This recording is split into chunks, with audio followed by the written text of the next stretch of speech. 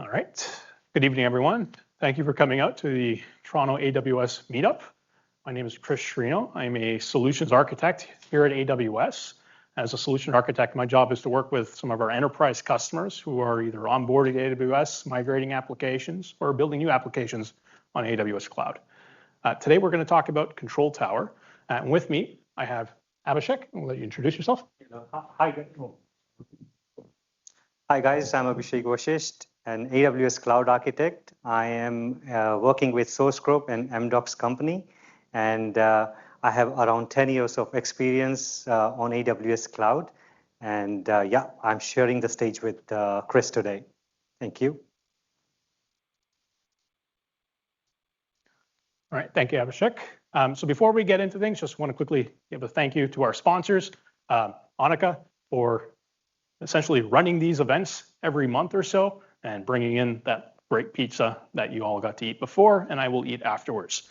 Also, thank you to Source Group for sponsoring some of that swag that you got outside, and AWS, of course, for letting us use the space and giving out some $100 credits that you can register for by scanning that QR code, and you might have a chance to win some credits at the end of the session.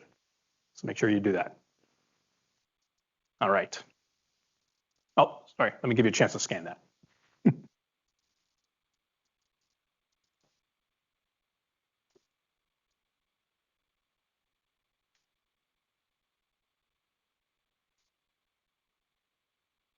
Okay.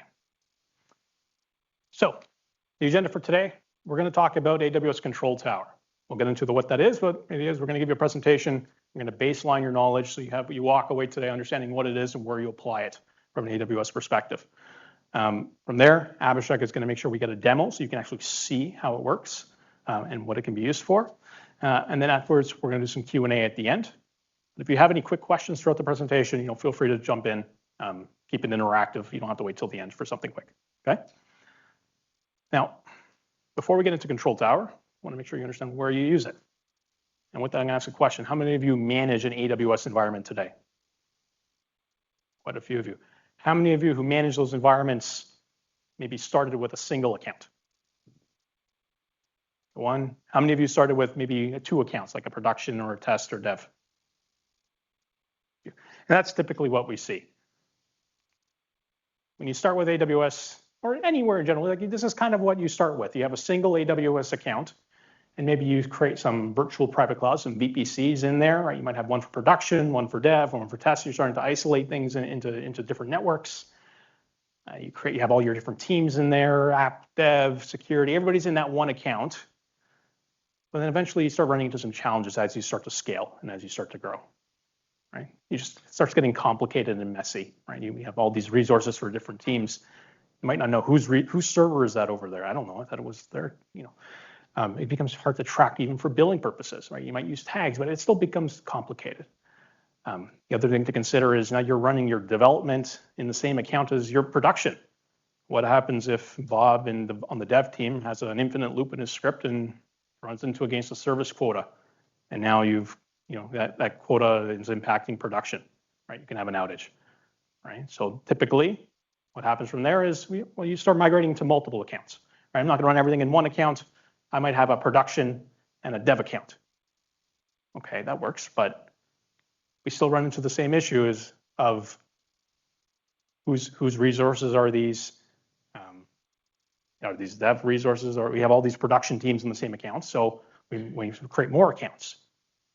I'm going to create an account for every team in my organization, or I might create accounts for different business units in my organization, and that certainly helps with the billing. You might also create more accounts for security purposes. You might have to isolate PCI workloads from other workloads that don't have PCI, right? You're creating accounts for different reasons, and that's usually what happens once these accounts these presences are scaling on AWS. Can anybody think of an issue that you might have when you're starting to get into 10, 50, 100 accounts? Any thoughts? Well, usually start having some competing priorities. We'll get into that in a moment. Just to remember, the reason why you're creating in these accounts is because an account is essentially a permission boundary, right? You're isolating the resources from each other. you put something in one account, you can't get into it for another account, right? So you're creating that isolation, and an AWS account is the best way to do that. But come back to what I said. What do you think were some of those problems with creating multiple accounts, or those 10, 50, 100 accounts? Start getting some competing priorities here. You might have some teams that are really focused on governance. I need to make sure that all of my cloud infrastructure is compliant with my corporate guidelines. I need to make sure that things are encrypted. Right? You might have other teams that are, well, I need to do things fast. Right? I've got a requirement. I got to go build something. I need to experiment. I don't have time to wait I don't have time to wait a week for you to go create me an account so I can go do my work. Right? So you got these competing priorities. This is where Control Tower fits in. Control Tower gives you the ability to manage at scale large multi-account AWS environments. It's the best way to do that. Let's talk a little bit about how it does that. So the first thing, AWS Control Tower, when you use it, and we'll show you how you use it, but when you use it, it creates something called a landing zone. So think of that as a baseline architecture that it lays out in your cloud environment using best practices that you're going to then use to deploy all of your services. And I'll show you what that looks like on a future slide, so don't worry if it's kind of abstract for now. I'll show you what that actually is. The next thing it does is it's going to centralize all of your identity and access management for all these different accounts into a central place. So for your organization, you have a central place that you log into, and you'll be able to get access to whichever accounts that you specifically have access to. It's also going to centralize all of the logging for what happens in these accounts. So for audit purposes, if you need to know what happened in that development account that's been provisioned and you have no idea what's going on in that account, but as somebody on the security team, I'll be able to look at the logs for that account because everything's been automatically centralized and enforced, that all the logging comes back to a centralized place. Right? Sorry? CloudTrail logs. Specifically, yes, the CloudTrail logs. Yes.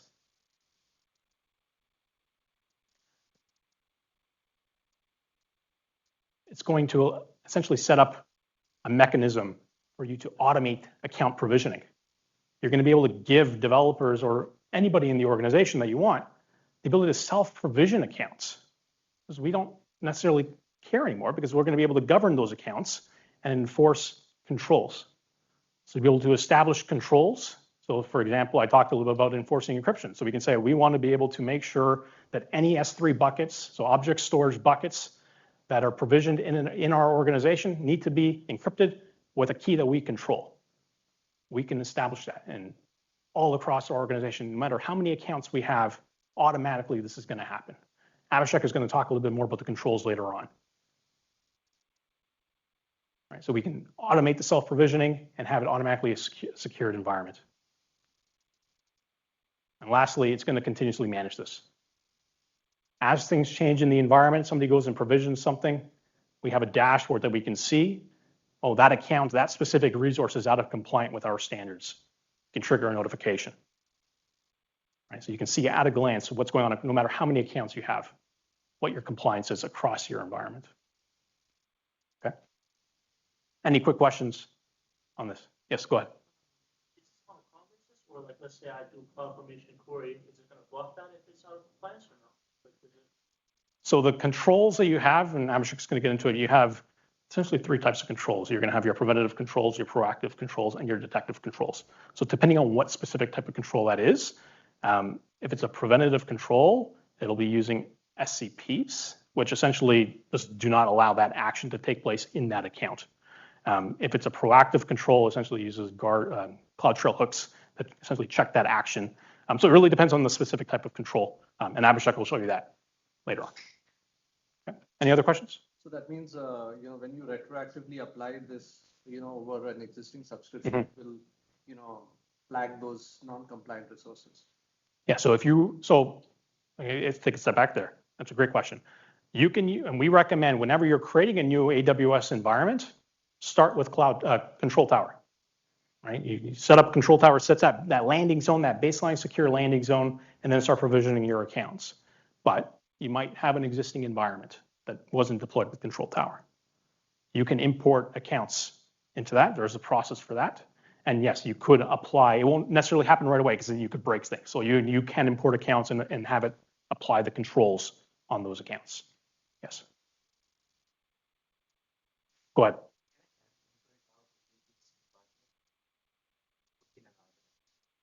So think of it as it manages the organization, right? So within your organization, you would probably have an organizational unit. So you wouldn't have a control tower for each like business unit.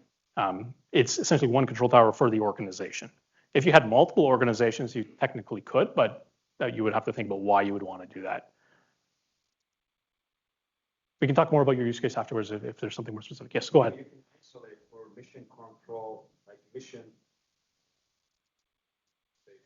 prioritization, like sometimes some departments are, like for instance, the Pentagon. Mhm. You can control that, you isolate for the specific control tower for that department, isolate from the other ones.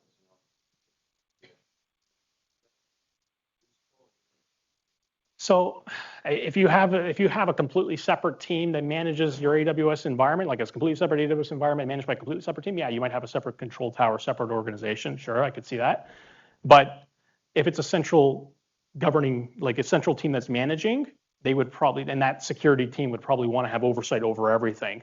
Even if you have a really restrictive production environment, you would just make sure that that's in a different organizational unit with a different set of controls. And that's the other thing I'll clarify is the controls are not necessarily the same for every account or every organizational unit. So maybe I think that's coming back to your question is you can define, and we'll show you that within CloudTrail and within AWS organizations, which is a component, you create organizational units. And think of that as like a container where you essentially put your accounts underneath, and you can apply those controls to either the accounts directly or to the organizational unit. Right? So you can have different sets of controls for different parts of your organization. I just wanted to say that mission critical. Yes. Part. Yes. And you can customize the control tower for that.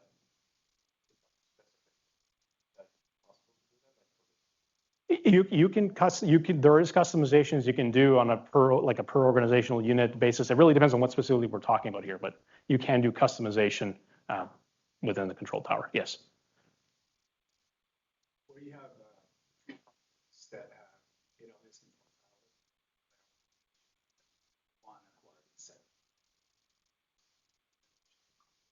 Yeah. So, I mean, there is mechanisms and processes that you can use to move accounts from. Essentially, what it is from one organization to another. You can move accounts from one AWS organization to another AWS organization. Obviously, you have to make sure that the controls are consistent when you move them, but yes, you can, and that's coming back into also the importing that we talked about before.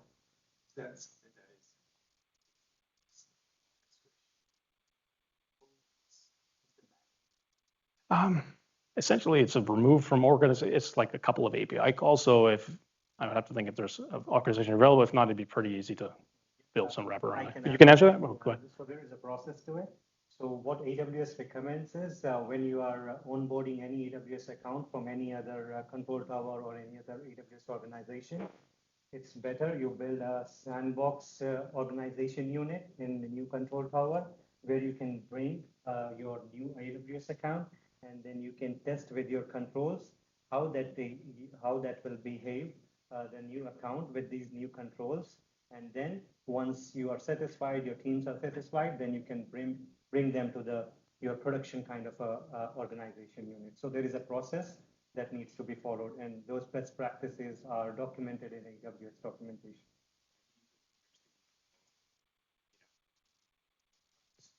Maybe the teams don't want to get rid of all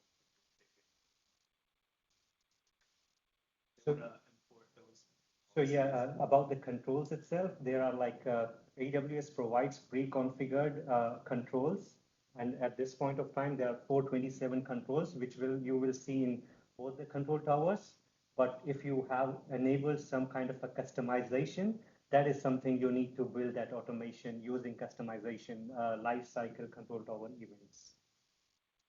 Yeah, that is something development needs to test and apply those changes in the new control tower. One more question, go ahead.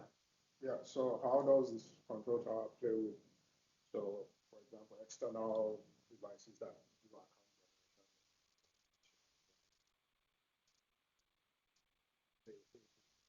probably provide shortly.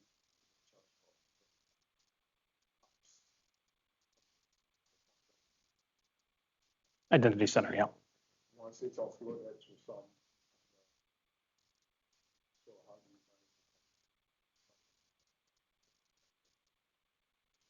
Okay, so yeah, so it's important whenever an account needs to be registered with Control Tower for the controls to take effect.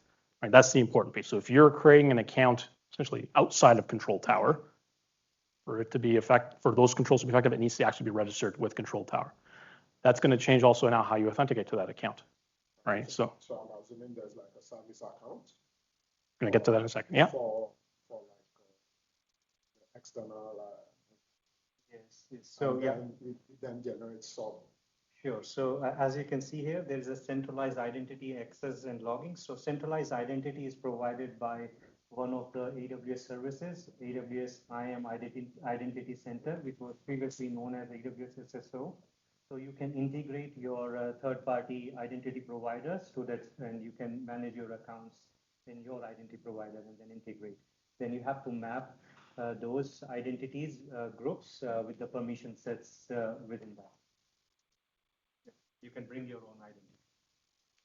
Let's look a bit closer about what that landing zone actually looks like. And yes, Identity Center, as we were just talking about, is here on my right-hand side.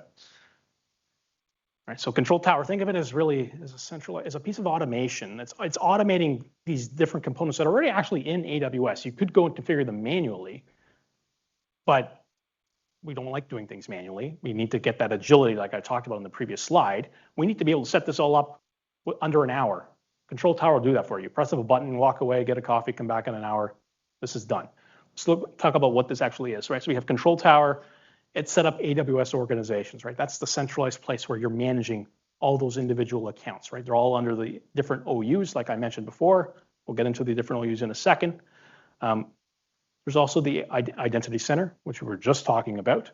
That's a centralized place where you're going to connect, you're going to log in, you're going to be able to control your permissions for all the different accounts that you have access to. So that user has these specific permissions on those particular accounts, right? And as that user logs in, they can see which accounts they have access to, what permissions they have, and they can choose what they want to log into, right? So that's centralized place. You can federate it with something like Okta, as mentioned. So if you have an existing identity provider, no problem. You can plug that in through SAML. If not, you can just use the built-in directory for that. So coming back to the AWS organizations, here in the middle, you'll see that there's two OUs. Those are created out of the box, the security OU and the sandbox OU. That security OU has two accounts that belong to it. There's the log archive account and the audit account. Plus the management account at the top, those are the three accounts that automatically get created, right? So the management account is where all those things at the top live. Log archive account is where the CloudTrail logs automatically get centralized. And it's always recommended that you kind of have that account locked down, right? Because that's where all the loggers are going to live. So you want, for audit purposes, you want to make sure that's locked down. You also have an audit account, also known as a security account. If you ever need to be able to get emergency access into any account, you can go into that security account and get access to one of these other accounts. And you see them provisioned accounts. That would be all the accounts that you're provisioning. Keep that security account, audit account locked down, because that has, you'll see there, security cross account roles. It'll have roles that allow it to get access to those other accounts. If you need to remedy a compromised account, you can go in there and do that. Okay. The last piece I'm going to draw your attention to there is the service catalog. That's the mechanism that allows you to provision the other, the provisioned accounts through the service catalog. Has anybody used the service catalog before? Yeah. Just look a little bit closer into how that works. So we talked about being able to self-service provision accounts and being able to have the controls applied to those accounts. Kind of coming back to before about being able to customize things. You're going to have either defaults or customs or baselines that you can configure and have entries into your service catalog. So think of that as a central portal that you can give users access to provision services. That could be AWS services. It could be pre-configured virtual EC2 instances that maybe have some software on them, but essentially a central place that users can come and provision services. The account factory is one of those services, right? So you can give users that ability to self-provision. You have the customizations or the baselines over there on my far right, the network baseline. So specifically, what network addresses we want to be able to have, as defaults when these accounts get created. That all feeds into the service catalog. And so when a user goes and self-provisions, they get all those baselines and defaults and customizations that we wanted to apply, but also the controls that we have specified in order to ensure the governance for that particular organizational unit that the account is going to belong to. Right? So we don't have to worry about it, having to go and configure the account or being misconfigured. It all happens automatically, and we allow the users to self-provision. Now, speaking of the controls, Abhishek, do you want to take us a little bit more on the controls? Yeah, absolutely. Yeah, great. Thank you, Chris. Thanks, everyone. And yeah, from here, I'm going to talk about the AWS control feature.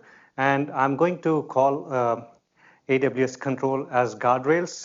That is how I feel it's how I can segregate them. So we can vice versa call guardrails or controls. They both are used for the controls. So controls are basically pre-configured governance rules and for your governance, security, and operation needs.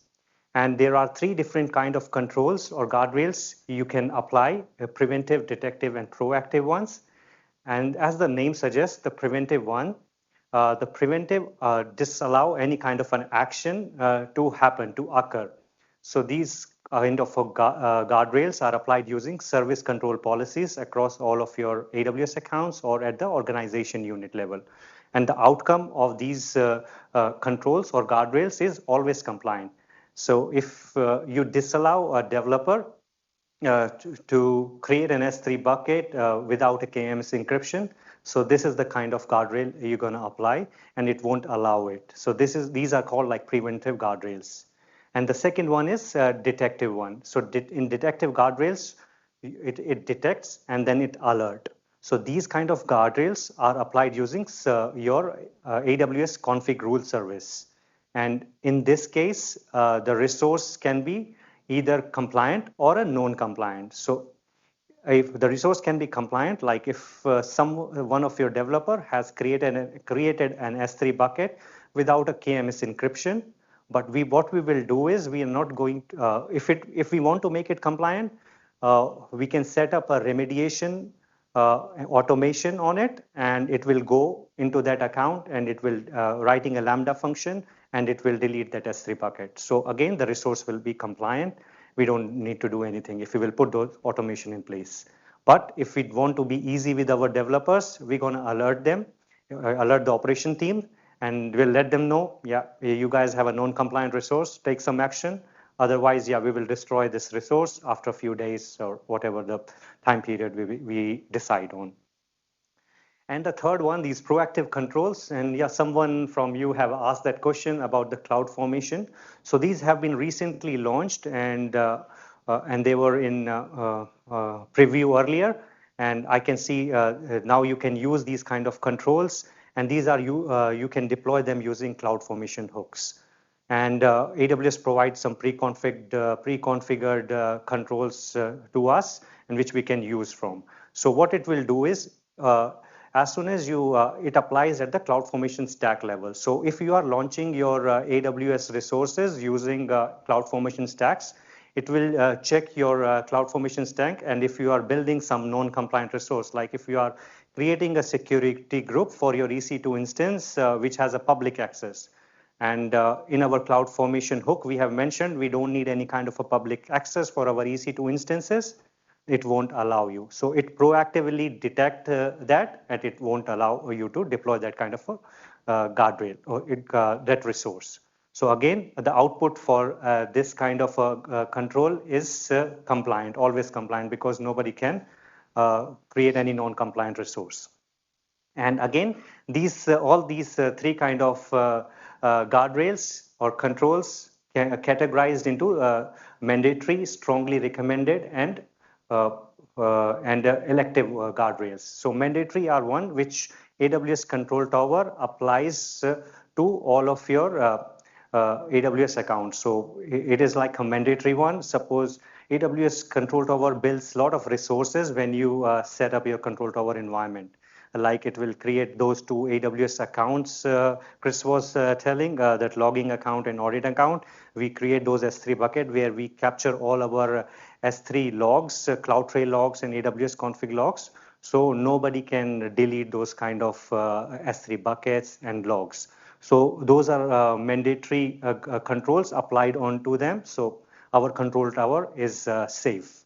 And there is a strongly recommended one, which are not enabled by default, which AWS recommends to enable for your AWS ecosystem. For example, enable MFA on your root user in your AWS account. So it is highly recommended, but it is in a disable mode, which you can pick and apply and enable it to your AWS accounts whenever you are enrolling them. Okay. And yeah, and these guardrails are written in plain English, and I will show you some examples in the next slide. And they are abstraction on top. These are on top of these AWS granular policies like service control policies or your AWS config rules. Any question here, or should I move with the examples? Okay. So yeah, in that case, proactive won't work. So proactive guardrails are only for CloudFormation stacks. CDK?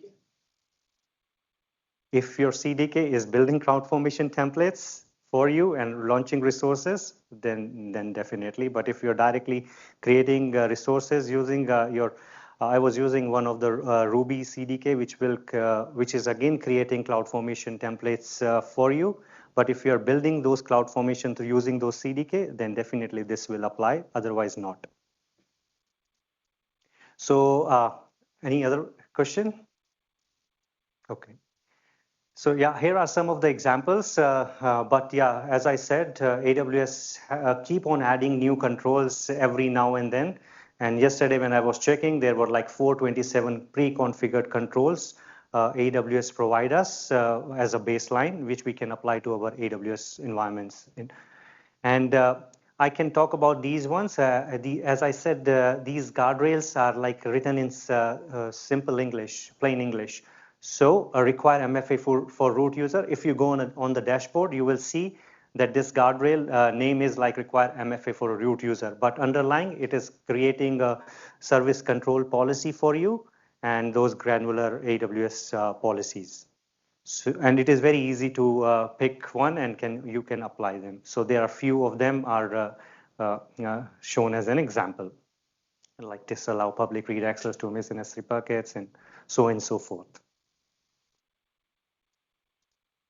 So now the next one is comprehensive control management. So this is the feature AWS has launched late last year.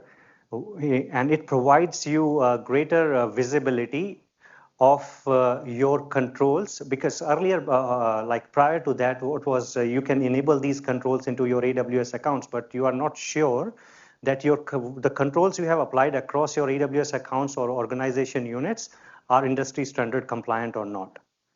So that is what AWS brought with this comprehensive control management.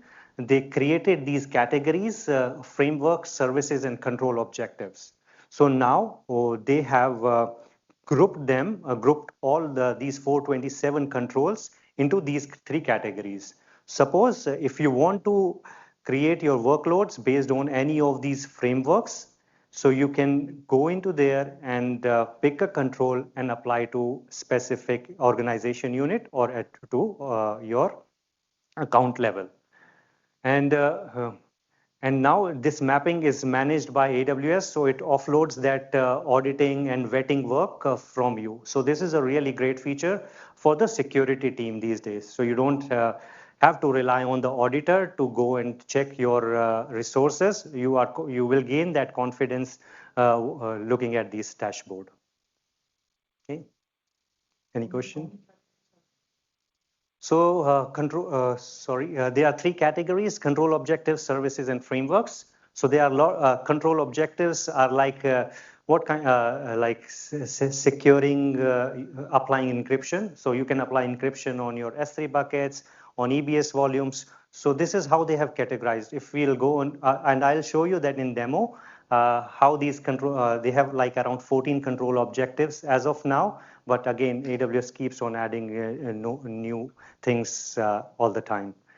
And then these based on the services also, so they have categorized. If someone is building their workloads using API gateway or serverless architecture, so you can pick that service and apply those controls onto your AWS account. So they have made that life really easy for all of us. Okay. So yeah, this is all about control so far. Any questions? Then I will move to the question you have asked about centralized identity and access management. Yeah. Scenario where you have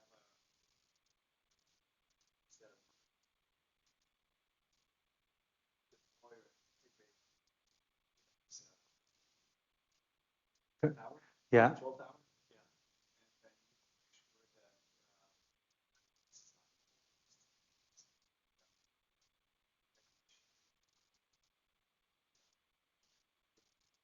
Yes.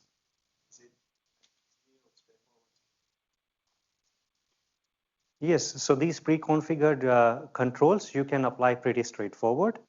But yeah, if there are some custom requirements which is not provided by these pre-configured controls, you can use AWS customization. So as I explained earlier, whenever you enroll a new account, you can use Control Tower lifecycle event. And you can build a pipeline. Those events are captured in your CloudTrail logs. And based on that, you can build some customization. Suppose there is a requirement for your S3 buckets, which is not so you want to use a specific KMS key to encrypt your data, and which is not in any of the pre-configured controls. So that is, you can bring those kind of controls using those customization, Control Tower customization. And you can do that using Terraform, and you can add those customization using AWS CloudFormation. So AWS has provided those customization as a baseline already, but you can further add your code on top of it. So remediation, remediation is only for your detective controls, detective guardrails. Because you're proactive and preventive one, they won't allow you to create any kind of a non-compliant resource. But if it is a detective one, which is using AWS config rules as a service, there you can add your remediation. So if you go and check AWS config rules service, it has all those configurations. You can add a Lambda function to it. If someone has created an S3 bucket without a KMS encryption, it can do anything. It can either notify an alert to a user, or it can go and if you write a Lambda function to delete that S3 bucket, you can do that, and that resource will just go away. Okay. Cool. So now the next feature this Control Tower provides is centralized identity and access management. And it provides that with your service called AWS IAM Identity Center. It was earlier called as AWS Single Sign-On. And when AWS Control Tower set up this service for you, it creates a default directory. So it doesn't come up with any kind of integration with your IDP. So initially, when you launch a Control Tower, it comes with a plain directory service, where you can manage your users and group them based on your requirements. And for other thing, as I said, you can federate your own identity provider, Okta, Microsoft Directory, Azure Active Directory, anything you can integrate with identity, IAM Identity Center. So is this now a part of Control Tower? Yeah, it's part of the Control Tower. It's a baseline. Yeah, as soon as you deploy it, Control Tower takes like around an hour. It will deploy everything for you. And from here, once your baseline is set up, then you can federate using your identity provider. Initially, it will come with the default directory service. Okay. And yeah, as Control Tower is deploying this solution for you for centralized identity and access management, it comes with some pre-configured groups for its own management, like AWS Control Tower administrators, and for auditors, it creates separate groups, and then for service catalog end users for like enrolling new accounts, setting up new accounts. So these kind of default groups comes with a Control Tower. But again, you can create some, based on your use case to use case, you can create some pre-configured groups. Yes, please. So for using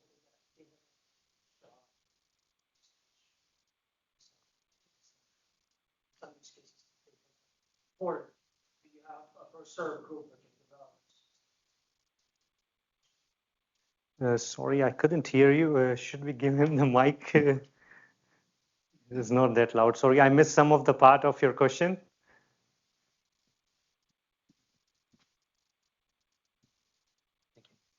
Sorry, I've been on calls the whole day, so I'm mumbling. So what I was saying is that, case in point, if we're using Ping Identity in my shop, if we were to switch to AWS IAM Identity Center, and if there are some use cases that are not supported out of the box by AWS IAM Identity Center, do you have a ProServe group that can develop those use cases for us in terms of integration, for example? So the groups. Thank you. So yeah, as I said, you can create, these are the pre-configured groups, which comes as a default with AWS Control Tower, but use case to use cases, you can create more groups for your specific use case, for security team, for operations team, for your auditing team, and you can create as many groups you want. So I worked for a customer, and they need some kind of a read access for some of their sales team. We created those groups for them, and then we added those users into it, and then they can have a read access of specific accounts based on the groups. So it can be done. Add to it, if you're using Ping Identity as your identity provider, you'd federate through SAML to Identity Center. Yes. Yeah, through SAML. Yeah, you have. Yes. Okay. No. Cool. And then again, the last piece, it comes with the pre-configured permission sets. So these permission sets are like your policies, a group of policies, which you can assign to the group and or to a user directly. So like what level of access should a user or a group have? For example, a specific user should have access to account A, account B, account C. So these permission sets we can create ourselves, but again there are some pre-configured permission sets comes by default with AWS Control Tower, like admin, read only, and write. These are the basic ones you can start with for your environment for the business. So this is how your central identity and access management happens with AWS Control Tower. We are good here. So yeah, the other feature is dashboard. So once we launch this AWS Control Tower service for us, it will provide you a nice dashboard where you have visibility of all of your AWS accounts, all of your organization units, or the resources which go non-compliant, and all the summary and the guardrails applied across each AWS account. So, and again, I will demo and showcase you this dashboard during my demo presentation. Okay. So yeah, it brings, and this specific screenshot is a year older. So now AWS has changed some of those configurations. Now it's not guardrails anymore. It is your AWS controls and categories. So it keeps on changing, AWS Control Tower. Okay.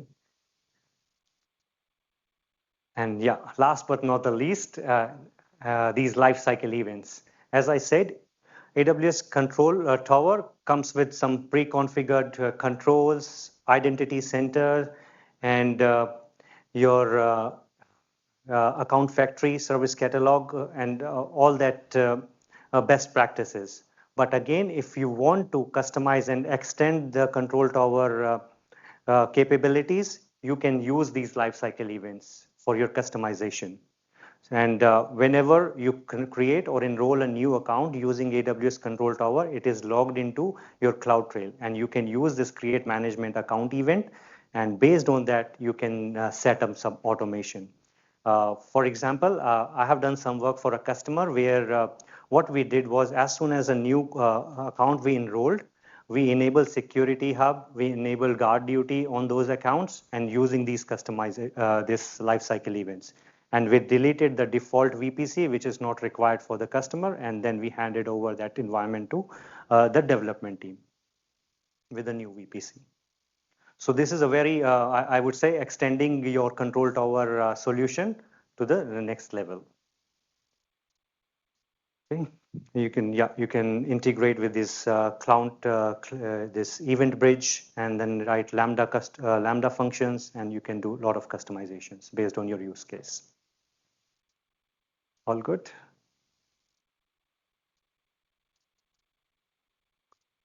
Yeah. So now, just summing up all the features of AWS Control Tower.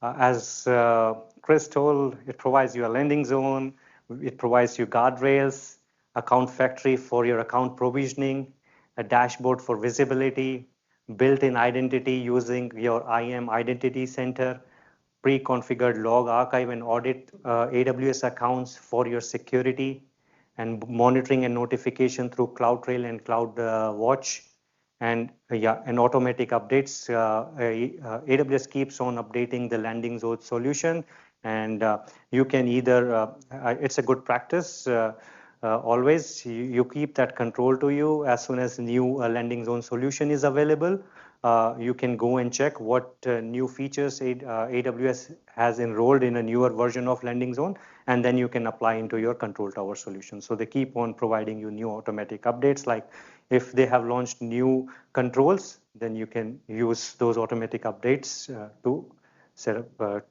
to enroll into the new controls.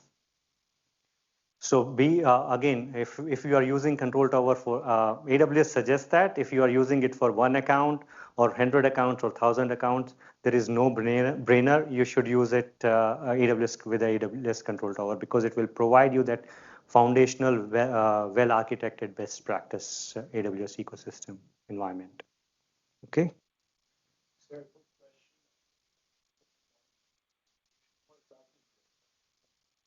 So built-in monitoring and notification. So monitoring is through the dashboard itself, and notification is this SNS notifications. So I'll show you during the demo. So if there is a resource which will go during the detective guardrail we're gonna apply on one of the AWS account, it will check that resource, and then it will notify to the administrator of that AWS account. So these kind of notifications that comes as pre-built, but again, with the customization, you can extend that solution. Okay. So the next piece is demo. I'll switch to my screen. I think I may need your help. You guys can see my screen. Mm-hmm. Okay. Yeah, you should be good to go. Perfect. Great. Thank you. So first of all, as you can see here, I have already set up an AWS Control Tower environment, and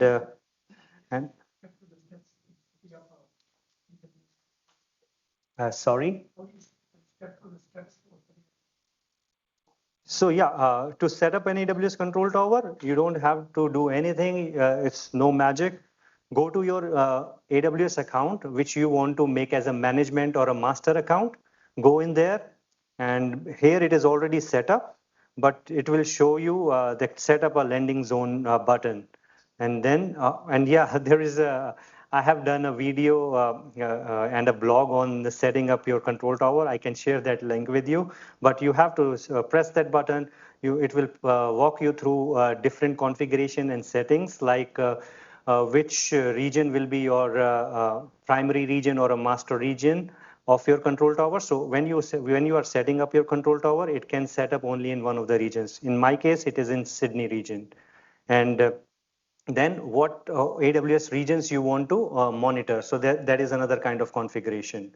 Then what kind of KMS keys you would like to use.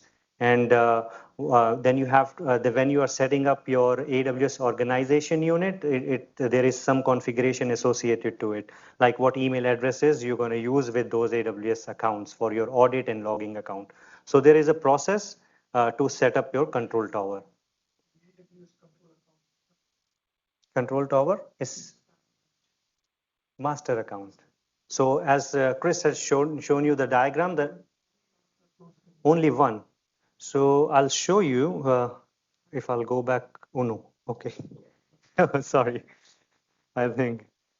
Okay, I have to go back to the PowerPoint and quickly from beginning probably.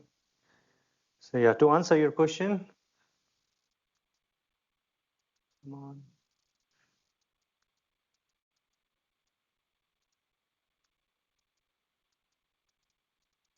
Okay. Yeah, now here. There is only one master account or a management account. And from there, you will set up your control tower. And once you will launch the control tower, it will set up these baseline services. So master account holds your AWS organization, AWS IAM Identity Center with a default directory service. And then with a service catalog, it is the centralized place. And then from there it will map it will create two organization unit within the organization, and again it will create a log archive account and audit account. And these accounts, so these provision accounts, either you can enroll from the existing AWS solution, existing accounts, or you can create new accounts based on your requirement. Yes. Yes. Yeah. Yes.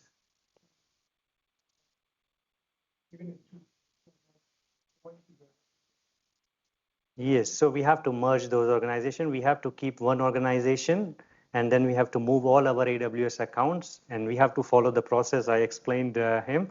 And there are some best practices AWS has recommended. Create a sandbox organization unit where you have limited controls applied so that it won't block your production workload. So once you bring that organization unit with limited controls, and then you can test each control on that account, and then you can bring them to the appropriate organization unit, be it finance, sales, or how you have organized. Okay.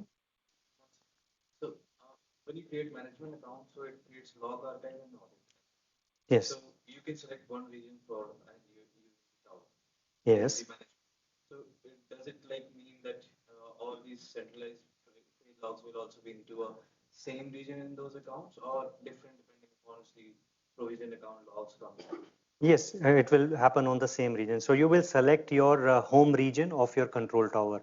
So, and that is the part of your control tower configuration. So there are 5 steps, and that we can definitely take in our maybe in next presentations. But yeah, there are 5 steps involved. What is your home region? How your organization unit will look like, and yeah, what kind of encryptions you need to enable, and those kind of things. Let's say some countries have regulations that the data accounts. Mm-hmm.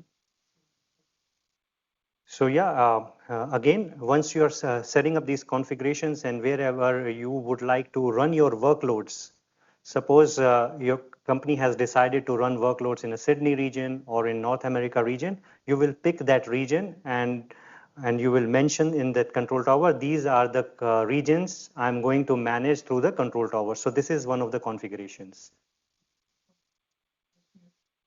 Let's say a country has a regulation. Data. Yes. In this case, let's say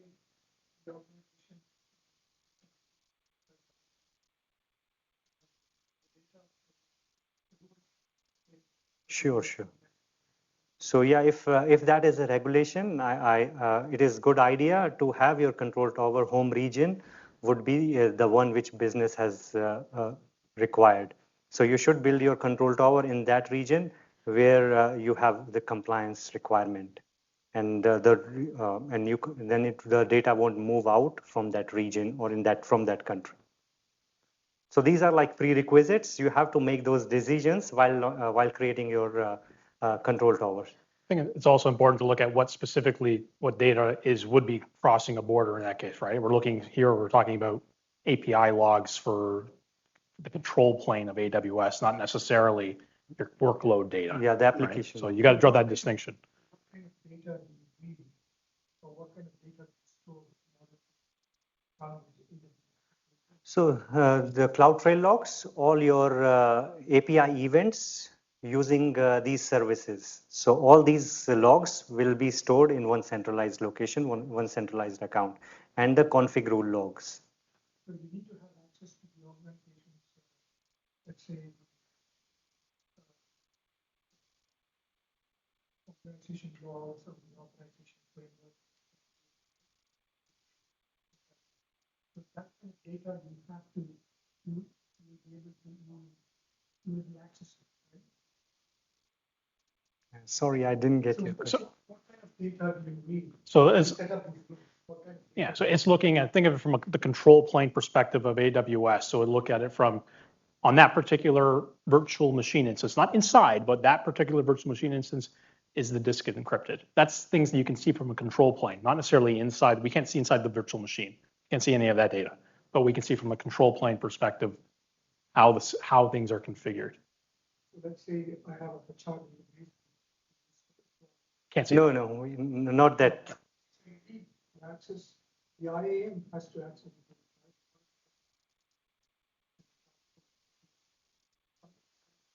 it. So I see where you're going. I think I see where you're going with it. So you're talking about the identities for everybody who has to log into that HR system, potentially, or The IAM has access to that, right? To the accounts that have identities and the identities for each account. these would be identities for users who have to log into AWS. AWS account. AWS Control Tower has to read, has policies to check whether this employee is not. Let's say cannot read a particular SP. Sure. Yeah. So it has to, how does it check for these policies without having access to data? What kind of data does it collect to check? So the identities themselves are stored in your identity provider. That's coming in through IAM Identity Center on the right-hand side, which we have Identity Center directory that's the built-in, but that could be Ping Identity, as we talked about before, whatever it is. That's the identities that we're talking about here. So when you're having those policies presented, Yes. What kind of data does it read to check for policies? So it's looking at first of all, you've established the controls. That's done through the console. It's not necessarily reading an HR system. That's looking at the metadata of the AWS services from the control plane, essentially. It might be activity logs. Activity logs of a service. On AWS, yeah. Inside what it contains in terms of application perspective. But IAM role has access to EC2.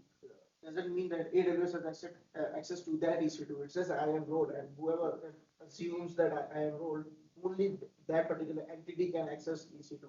It's not like the whole AWS can access that EC2. It doesn't work like that. Yeah. Right? Sorry, go ahead. It's like say something totally new. It's like an abstraction over different things that were always possible in AWS. So like AWS IAM, Yes. Control. So these are things that you can do maybe in different models or different scales before, and then we put it on. It's a wrap. Yeah, exactly. And that's why. Yeah. Organization has policy, right? Yeah. Yeah. And AWS Control Tower. Big conflict policy. Sure. Yes. So there has to be some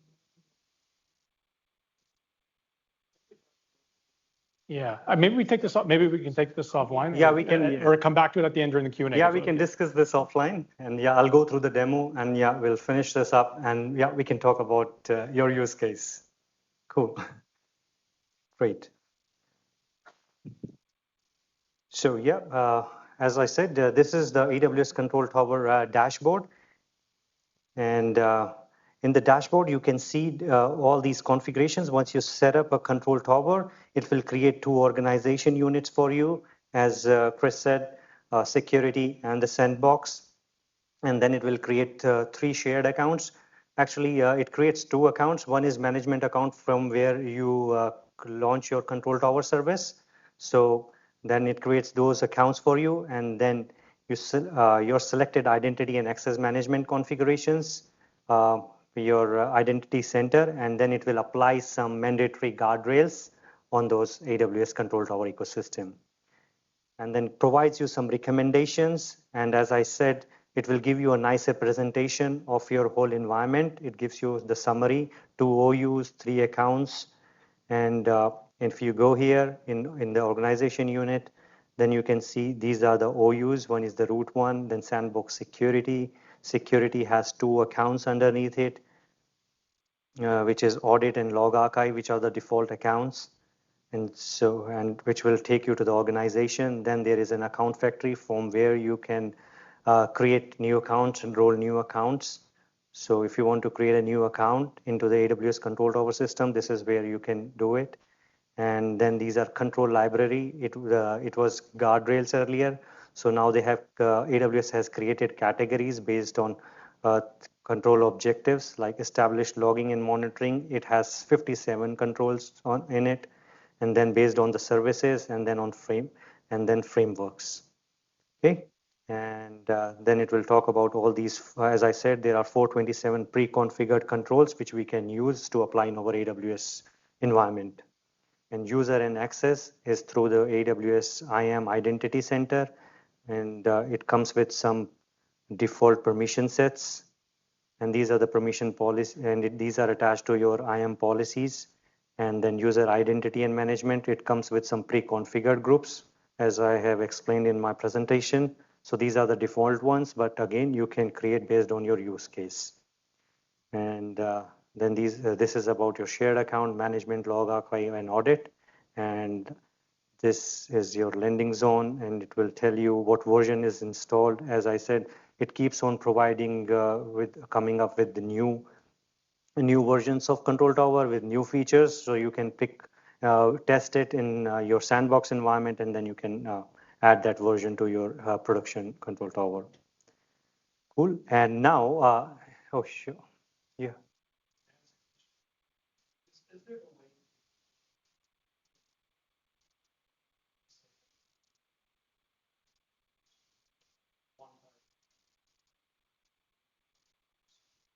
Yes. So yeah, that kind of a segregation you can do at your organization unit level. So you can create those kind of AWS accounts for your contractors, for your internal teams, for your development teams, so prod, dev. So that kind of segregation managed at your AWS organization level. So yeah, one is sandbox. Again, you can create another organization unit based on your use case. Cool. So now I'll quickly go through the demo, so we won't waste more time. So it comes with 3 accounts. So what I'm going to do now, I'm going to show you implement a detective guardrail. I'm going to enable that detective guardrail on one of the organization unit, and I'll apply that guardrail. And what it is going to do, that guardrail will apply your config AWS config rule in that organization unit AWS accounts, and then we are going to create a non-compliant resource, and then it will be detected by our AWS control service, and it will show up in the dashboard, and at the same time it will notify us an email through the email. Okay. So let's go to the management console of AWS Control Tower. And the screen you are seeing here is your AWS Identity Center. Okay. Oh, no.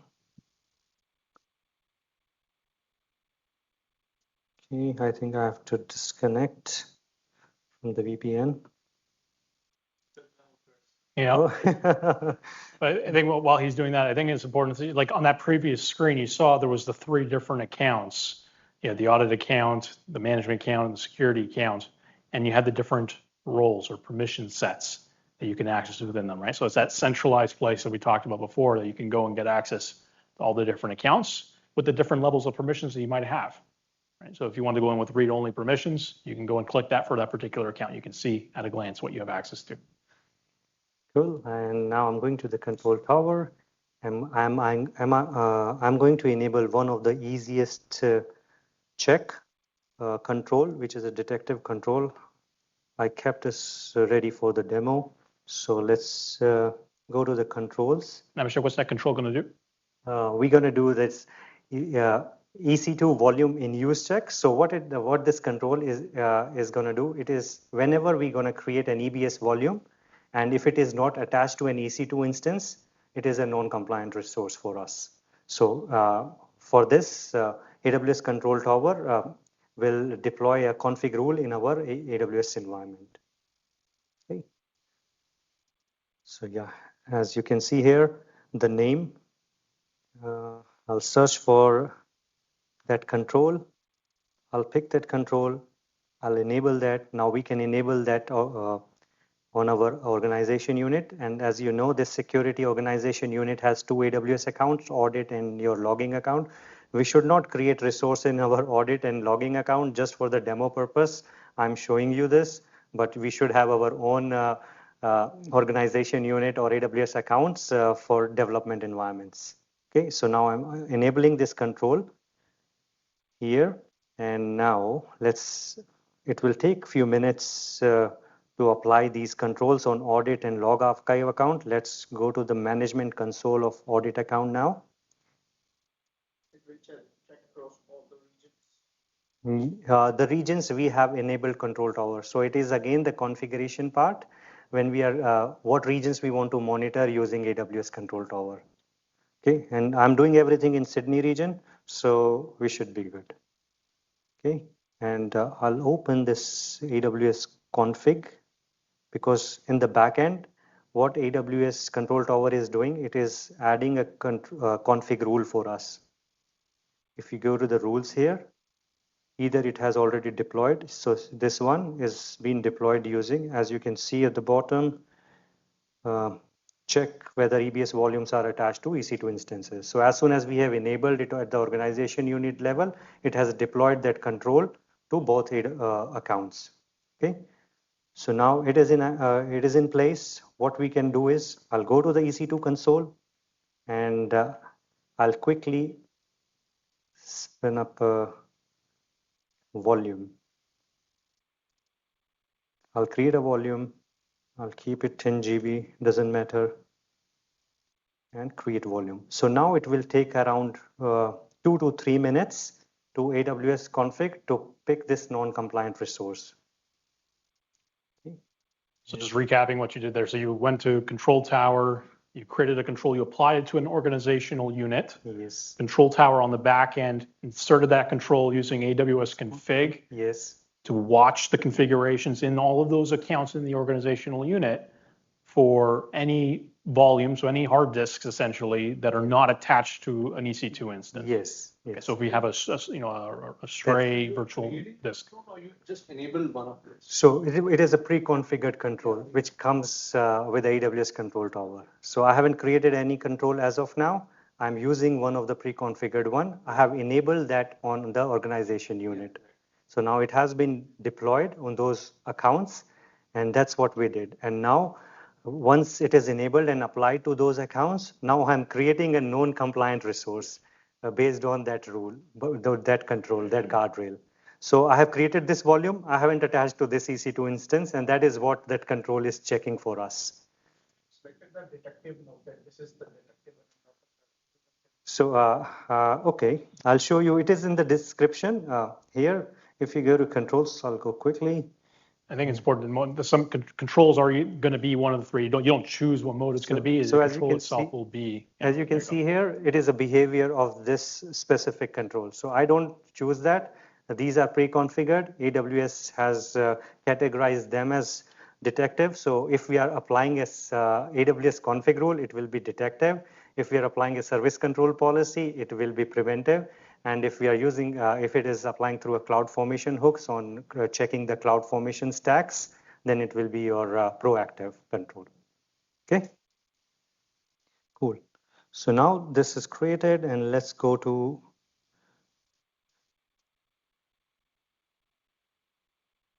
rule. This one.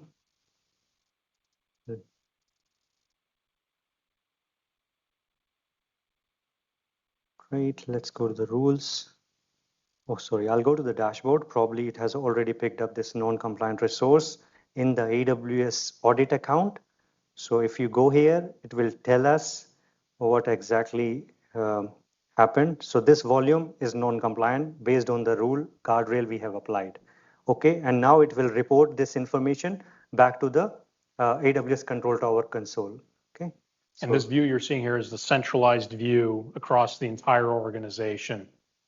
So all of the accounts, whatever is not compliant, gets reported in that inventory. Yeah. So yeah, this Control Tower dashboard will use the holistic view of your AWS environment. And I'm hopeful it should be picked up by Control Tower now, because there is a bit of a delay when it picks up by a AWS config rule in the specific account, and then it report to the AWS Control Tower. But so proactive controls. What about notification? Yeah, I'll show you the notification after. Okay, let's go to the dashboard. So I can't see a non-compliant resource yet. So as you can see, there is no non-compliant resource. So it takes a bit of a time.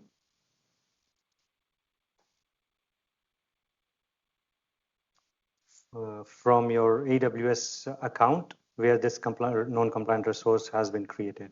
I think that's important to think about. Sorry to interrupt you, Abhishek. No, go ahead. When you're applying the controls, think about whether this is something that should be detective or if there's a better way to do it with a preventative control, right? Prevent it from actually happening in the first place, right? Because there might be a bit of a delay. Then you need to send out that notification. Somebody needs to investigate and take action on that.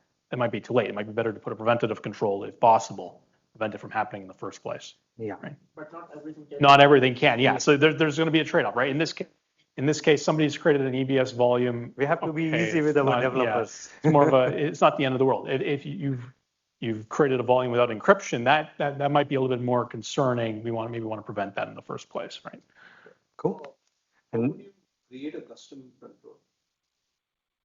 With the customization, so it won't show up here. When you use those lifecycle events, then you can create those AWS config rules which can be applied, and with the help of service catalog, you can distribute to all of your AWS accounts based. Could you show that? Oh, so creating a custom, yeah, it is some good piece of work I need to do. Okay, but yeah, it can be done. It's not a problem. Okay, so now you can see this non-compliant resource has been picked up by the Control Tower as well. Cool, and I'll show you. I should have received an email also. So we got that notification that this is the volume ID.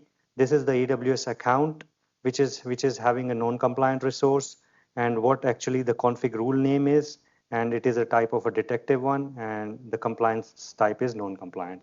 So this is how this Control Tower service control work, and it will notify you. It will display you that non-compliant resource on a dashboard. Yes, it's also important to know because this is coming from SNS, Yeah. we can feed that to something like Lambda, yeah, for taking action automatically. Yeah, exactly. Those kind of remediations we can put in place.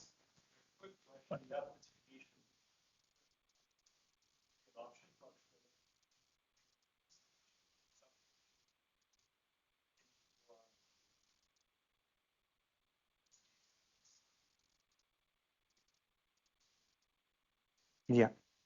So yeah, absolutely. So these are like default and pre-configured ones. So it is sending this information to the administrator of the AWS audit, the account, the audit account. So that is the information it is sending to.